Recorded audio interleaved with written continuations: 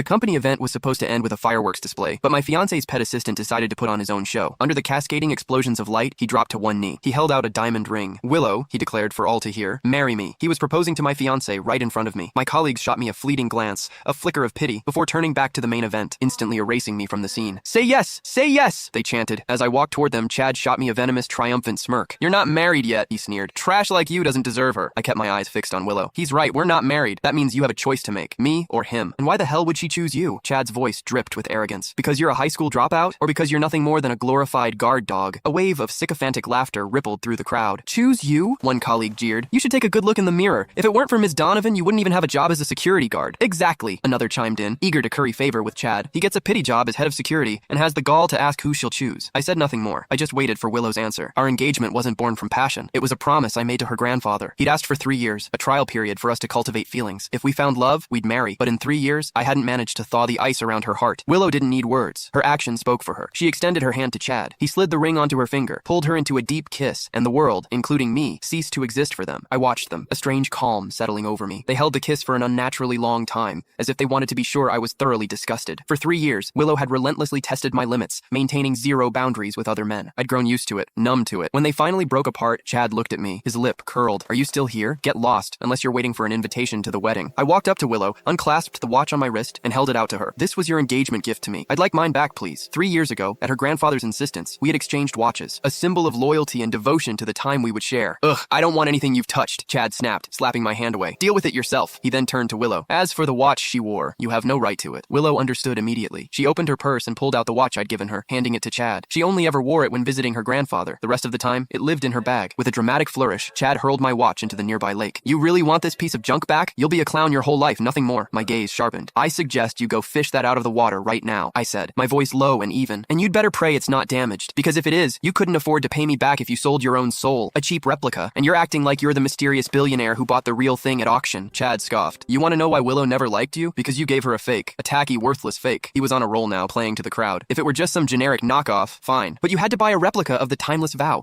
the one-of-a-kind watch that sold for $25 million. Do you have any idea how much people laughed at her behind her back?" "That's because none of you know what you're looking at," I stated flatly. "That watch is the one I bought for $25 million. Now, I suggest you get it out of the lake." "Did you hear that?" Chad howled with laughter, turning to his audience. "This guy, who's only head of security because our CEO took pity on him, just said he spent $25 million on a watch." The crowd erupted again. Willow finally spoke, her tone dripping with condescension. "Mason, I know you have feelings for me, but you can't force love. I don't know how you convinced my grandfather to agree to this engagement, but arranged marriages are a thing of the past." She looked me up and down. "I was never interested in you. The man for Willow Donovan